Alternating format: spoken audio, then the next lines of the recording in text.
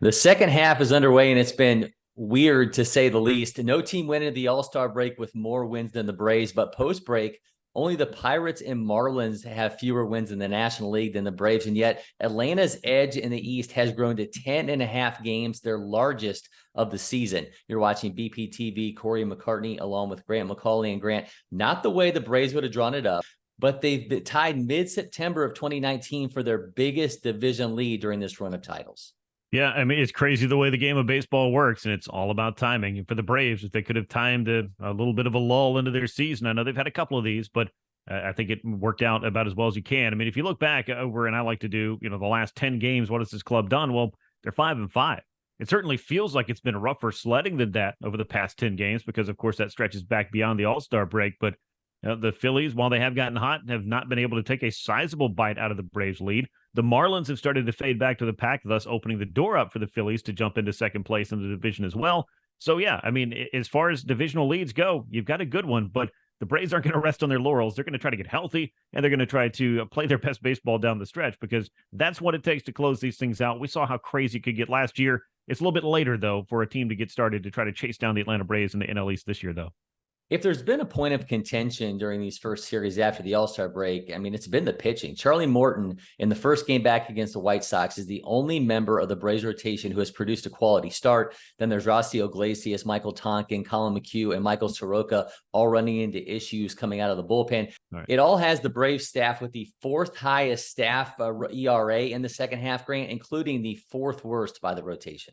Yeah, the rotation has not exactly been the sturdiest here in the second half. And I mean, I think we saw in the finale against the Arizona Diamondbacks what felt like, and I said this several times and on several different shows, this is a tale of two games. I mean, you had a pitcher's duel where Spencer Strider was absolutely locked in until he wasn't. And in the span of four batters, things kind of went sideways. And that felt like a microcosm of that Arizona series in large part, if not the White Sox series as well, because Atlanta had a chance to win both of these series. A crazy slugfest they lost against Arizona, a very close game in game two against the White Sox that they easily could have won. So while they have struggled and the rotation has been kind of central to that, and obviously that's going to put stress on the bullpen, which, by the way, and I've mentioned this several times, but I'll do it again because it bears repeating, they're missing four of their top relievers. That's going to be difficult for a bullpen to cover with the quality because they're down quite a bit on the quantity. So as you put it all together, this is a team that, with the offense that it has, is still a dangerous club, even with its pitching problems. But I think the answer is you want to see Max Fried back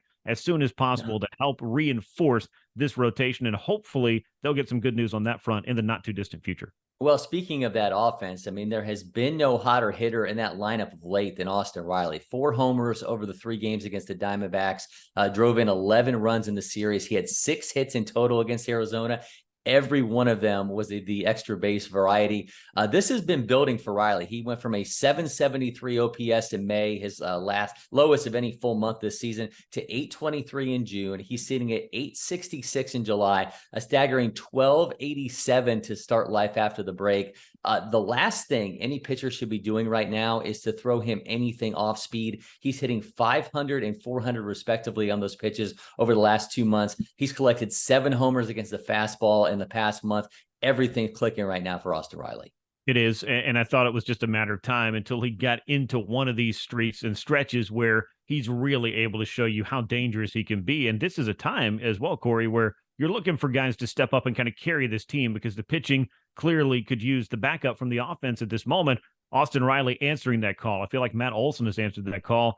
Ronald Acuna Jr. is Ronald Acuna Jr. He's having an incredible year, obviously, but this, again, is the most dangerous lineup, I feel like, in baseball. And while it can't be counted upon to score 12 or 13 runs every single night, we saw against Arizona, if you give them a little bit of leeway and you allow them to get back or stay close in a game, they can certainly turn it on and they can grab a victory from what looks surely like what could have been a series sweep. And Austin Riley, this is even going into the All-Star break, and I know a lot of folks were kind of looking at it as a down year.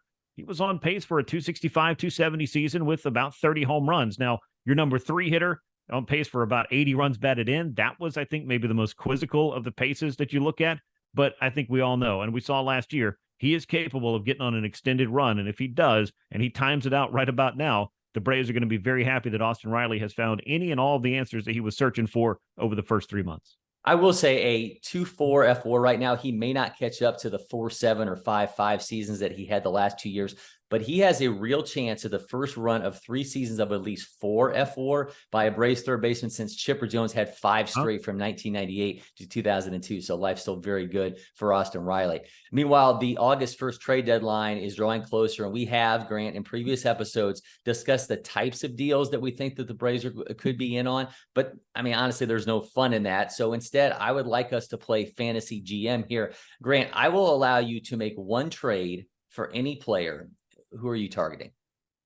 I think you've got to target a reliever. And if I am looking at relievers who could be available, this may not be the most exciting trade because, yeah, you could go to Pittsburgh and get Bednar. You could go to San Diego and get Hader. And maybe that's the kind of fantasy booking that we're looking for here. But I like Carlos Hernandez of the Royals. I feel like he's a guy with multiple years of control after this year. Might be a little pricier. I don't know. Maybe you could get him in a tandem with Barlow as well if you're shopping in the Royals discount store. I don't know if there'll be a discount though, but let's just say their closeout store at the very least. That would be a deal that I think that, 2 relievers coming in makes the most sense to me. I know that they're anticipating some guys getting back, but other than AJ Minter, there's not a clear timetable for Dylan Lee or Jesse Chavez, though August is kind of the roundabout way that they've looked at it. And of course, Nick Anderson's out until the end of September. So Corey, I would look for a 2-for-1 deal. I go to the Kansas City Royals, Barlow and Hernandez, and roll from there and see if that bullpen will be strengthened significantly for both the regular season to close it out and, of course, October, where those arms are kind of important. Well, look, we know Kyle Wright was initially forecasted to be back sometime in August. That's now expected to be early September. I mean, the Braves, obviously, you can understand them being cautious. He comes back from that right shoulder strain, but I don't know that the Braves can be certain that everything goes smoothly. And we're talking about him being a major contributor in October. And for that reason, I'm eyeing another starter in a reunion with a player that Braves GM Alex Anthopoulos drafted when he was with the Blue Jays, and that's Marcus Stroman. An all-star for the first time since 2019. Stroman is allowing the fewest homers per 9 in the National League, has the second best ground ball rate in the circuit. That's a bonus, obviously, for a great infield defense. And at Truist Park, he's pitched away 1.88 ERA in a handful of starts. Look, his deal runs through 2024, but Stroman has an opt-out after this season. And I think after a resurgent year, that's a likely move for him. I really like Marcus Stroman, Grant, entering this Braves rotation. Yeah, I mean, you can't argue against trying to fortify this rotation because look where they are now. They have moved through, I believe, more than a dozen starting pitchers this year. They're closing in on, it feels like 2020 when they had just an insane amount of starters that they were trying to run through, and they were throwing everything at the wall. They may not have reached that point quite yet because you have Michael Soroka back and you're hoping that he can provide an answer in the short and the long term. Ultimately, you're waiting on Max Fried, but I mean, I don't feel like you could make any case against having more depth and more pitching maybe at times than you know what to do with, because ultimately, as Brian Snitker has said, we're going to use all of them. And that's what he gives them as far as his pitchers meeting way back in spring training. And I would say that Brian Snitker delivered on his word, and the Braves, not only are they using all of them, but Corey, I think for both of our trades, they're looking outside to try to strengthen and add some more depth to this club. And that's the job of Alex Anthopoulos to make those deals happen. Well, from fantasy deals to one that had a monumental impact on the Braves, Fred McGriff will be inducted into the Baseball Hall of Fame on Sunday. The former first baseman joined by Scott Rowland. It's the first time since 2016, by the way, that we're talking about a 2-man Hall of Fame class. I mean, McGriff's credentials, a lifetime 284 average, 493 homers, 1,550 RBI. You can debate a guy that didn't crack 40% via the writer's ballot and was a unanimous selection via the Errors Committee, but only 9 players who debuted before McGriff can match those career stats that I mentioned. Babe Ruth, Lou Gehrig, Jimmy Fox, Mel Ott, Ted Williams, Willie Mays, Hank Aaron, Frank Robinson, and Eddie Murray. So those are some insane numbers, but we're not here to discuss McGriff's worthiness as we get much closer to the trade deadline, Grant. Few deals have been more impactful for the Braves or in MLB history when you think about Fred McGriff coming to the Atlanta Braves. Yeah, and finally, he got the stamp of approval on those credentials that were more than Hall-worthy for a long period of time, and we can do another Hall of Fame episode over the course of the offseason if we want. Happy to see Fred McGriff get in. Very deserving. And yeah, you go back to 1993, and I've talked to multiple guys, as I know you have as well, from those teams of that era, the ones that went to the World Series in 91 and 92, and were trying to find their way back to anything close to that in 93. Fred McGriff, there was a literal and figurative fire that was lit for the Braves. when he showed up at Atlanta Fulton County Stadium, the press box fire, I think, was just kind of an omen for what the Braves were about to do. And I know that that story has been written a time or three, even this year, because it's just the most memorable trade. I feel like that moment in a season where you bring over a player and you feel like your fortunes can change instantly because he solidified that lineup. I talked to several guys even this year just to kind of get their reflections and memories on what that season was like after they got McGriff. Everything just clicked. And there's something to be said for making that trade where everything clicks. And McGriff, of course, it not only clicked in 93 and they chased down the Giants and won the NL West, but of course he was a big part of the 95 World Series team and a guy that I think as you look throughout the course of his career, while he did some great things in Toronto, he did some nice things in San Diego, Chicago, Tampa Bay, some of his other stops. I think that his best years came in a Braves uniform. So as far as his legacy and the legitimacy of his Hall of Fame candidacy, I think that he really took it to the next level with the Braves. And of course, the 1995 World Series is a memory we won't soon forget. And Fred McGriff was an integral part of making that happen. So you think about the history of the non-waiver trade deadline, which was moved to the second half of the season in 1986. I mean, we've seen some other massive deals that have included the Braves. I mean, obviously Mark Teixeira to the Angels in 2008. You talk about long-term impact, getting John Smoltz in 1987 for Doyle Alexander. But you think about getting Fred McGriff in 1993 for the guys that they got him for, Vince Moore, Donnie Elliott, Melvin Nevis. I mean, you think about, the Braves trailed the Giants by 8 games in the NL West when they got McGriff on July 18th. They end up clinching in the last day of the regular season. He hits 19 homers with a 310 average down the stretch. They get a collective 130 homers over 5 seasons from him. 3 of them all-star years. Obviously, he was key in the 1995 World Series run. I think few deals have had an immediate and yet long-term impact for a franchise in the deadline era, a trade deadline era that we're talking about here than this deal. Maybe the only other one, Grant, is the A's getting Ricky Henderson in 1989 for some bullpen arms en route to a championship. Henderson, obviously an all-star each of the next 2 years in Oakland, ends up as AL MVP in 1990. That may be the only deal that you could really say had bigger immediate and long-term impact than what the Braves getting Fred McGriff had. Yeah, and what are we talking about here? One Hall of Famer and another Hall of Famer. It takes that kind of player to make that kind of impact. And clearly what Ricky meant to the A's, both in his first term there, his second, his third. I mean, I don't know if he was out there at least 3 times in Oakland. Yep. I mean, they named the field after him after all, but that's a whole nother story. I don't know if they're going to name a field after Fred McGriff, but it's just great to see that the impact that he made and that lasting mark that he put on that franchise. It wasn't about, trying to get the Braves over the top. Remember, they've been to the World Series in back-to-back years, but the fact that he was able to come in and that the Braves just found that next level, he was the missing piece. And I think putting that piece in place, and all due respect to that rotation, which did its share of the heavy lifting, that is what has helped Fred McGriff find his way into Cooperstown. And of course, it helped the Braves find their way over that hump and finally win the World Series with Fred McGriff right in the middle of that lineup.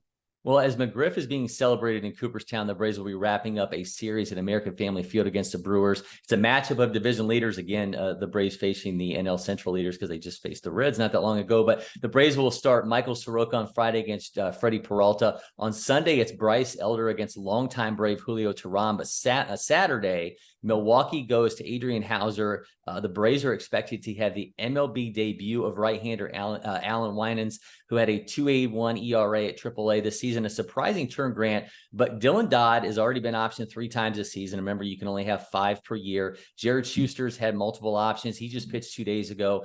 AJ Smith-Shawver's walked 5 guys the last time he was out. So it's Winans, Grant, a former Rule 5 pick from the Mets. Yeah, it's a crazy story, but it just lets you know, again, to go back to it, you're going to use all kinds of different depth. I mean, this is one that obviously comes off of the 40-man roster. You're going to have to figure out how you want to maneuver some of these things over the course of a season. And Winans, he's pitched well enough to deserve an opportunity. I think we all kind of know what this is. It's a spot start to try to figure out what you can do to bridge the gap to Max Fried. But you're right about the depth that's been eaten into. And when Ian Anderson went down with Tommy John surgery, that took an option off the board. Of course, it took Michael Soroka a long time to make it back to the big leagues, and hopefully he's here to stay. But yeah, Dylan Dodd's on the injured list in AAA Gwinnett on top of not pitching well. And Jared Schuster has been hit hard, as has AJ Smith-Shawver, though not as hard as Schuster. So I feel like everything kind of aligned for Alan Winans to get this opportunity. You love the story. You love seeing somebody that, grinds his way through. We just talked about it not long ago with Forrest Wall getting called up. I mean, this is the time of year, the dog days of summer, where you're going to need some guys to step in and hopefully be some pretty good insurance policies for you. And hopefully for Winans, he's able to enjoy that major league debut and help the Braves win a baseball game. And aside, it's going to feel really odd when the Braves face Toronto on Sunday with likely William Contreras catching. But I mean, Atlanta's also going to have to deal with a resurgent Christian Yelich. But keep an eye on Matt Olson, the NL's home run leader with 32 bombs. He's yet to homer in 3 ballparks: Dodger Stadium, Wrigley Field, and American Family Field. I think it's a strong bet that Olson changes that one over the weekend. Make sure you keep things growing with us here on BPTV. So be sure to subscribe, turn on notifications, and get those alerts on the new episodes. Also, tell a friend so we can keep our community growing. Until next time, I'm Cory McCartney. He's Grant McAuley, and we'll see you soon, Braves Country.